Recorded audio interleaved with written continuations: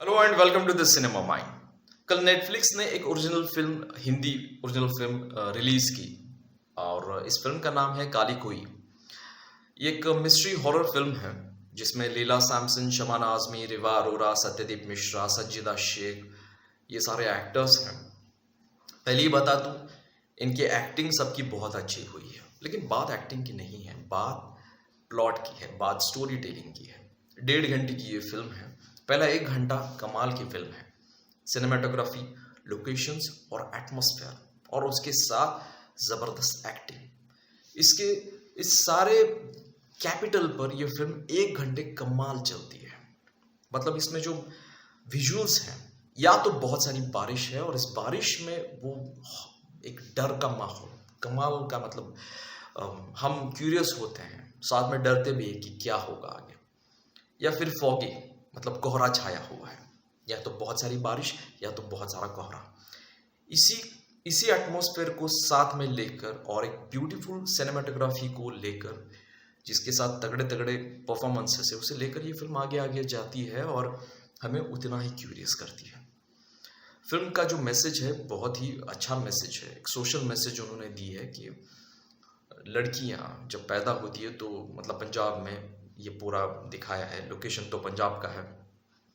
तो उस छोटे छोटे गांव में जब लड़कियां पैदा होती है तो उन्हें जहर चटाकर मार दिया जाता है पैदा होते ही। फीमेल इन्फेंटिसाइड हम जिसे कहते हैं, तो वो दिखाने की कोशिश की है और उसमें एक सोशल मैसेज उन्होंने देने की कोशिश की है। इस पर फिल्में बन चुकी है ऑलरेडी, अब इसे एक हॉरर स्टोरी की तरह प्रेजेंट किया है। अब दिक्कत ये है कि 1 घंटा ये फिल्म बहुत कमाल चलती है, सुपर नेचुरल दिखाने की कोशिश उन्होंने की है। एंड में मुझे तो ऐसा लगा कि टाइम ट्रैवल भी उन्होंने दिखाया।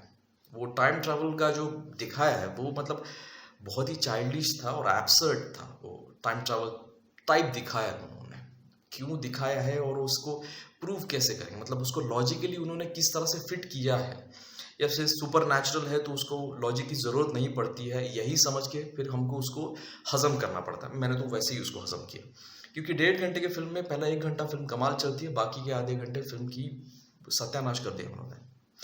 अब जब इस तरह की फिल्में बनती हैं तो पूरी डिपेंडेंसी ये सुपर नेचुरल पर होना मेरे हिसाब से इस चीज़ को बढ़ावा देने जैसा है कि ये भूत प्रेत को बढ़ावा देने जैसा है, लेकिन साथ में एक साइकोलॉजिकल हॉरर भी चलता है पैरेलली, तो ये फिल्म ज़्यादा डरावनी होती है। जब कोई इंसान, आदमी हो या औरत हो, कुछ घटिया चीज़ें करता है, गलती करता है, उसे पता है कि ये चीज़ बहुत घटिया है, पाप है, तो कहीं ना कहीं तो उसका जो अंतर मन है, उसकी जो कॉन्शियंस है, उसका जो मन है, वो उसे खाता रहता है, जो गिल्ट है उसे खाती रहती है। और कुछ देर के दिनों के बाद जब वो गिल्ट बढ़ता है तो एक साइकोलॉजिकल प्रेशर उस पर बढ़ता है और उसके पाप सामने आने लगते हैं विजुअली। वो उसी चीज़ को सोच सोच कर, अगर उसे लगता है कि उसने कुछ गलत किया है, तो उससे भी साथ में दिखाना ज़रूरी है। मतलब बेहतरीन एक एंडिंग, एक क्लाइमैक्स होता अगर एक साइकोलॉजिकल हॉरर भी उसके साथ चलता।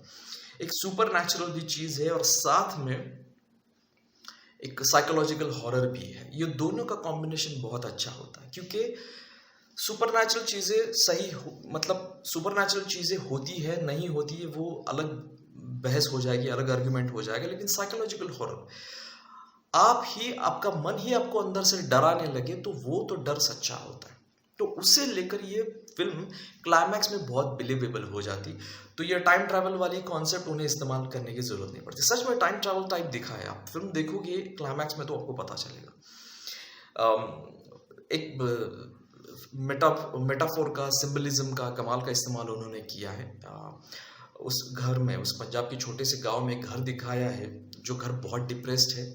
उसमें जो लाइटिंग है, डीम लाइटिंग है, तो वो डिप्रेशन को, उस घर के पूरे डिप्रेशन को, माहौल को एक भयानक तरीके से हमारे सामने रखता है। उस घर में जो दीवारें हैं, दीवारों पर रंग नहीं है, रंग उखड़ा हुआ है।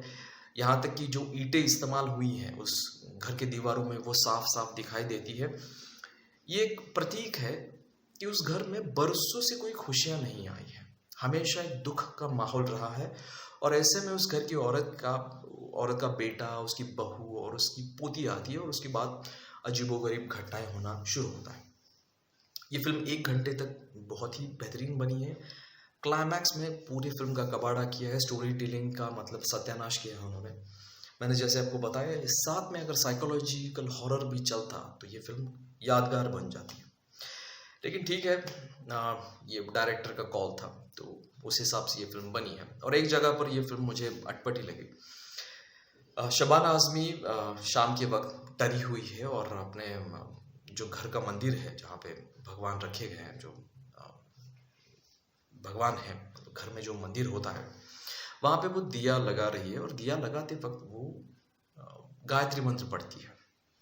जब आदमी डरता है तो डिफॉल्ट ऑटो पायलट में जाकर उसके मुंह से निकलना चाहिए हनुमान चालीसा। अब उसे गायत्री मंत्र आता है जो संस्कृत में है, तो हनुमान चालीसा तो आता ही होगा।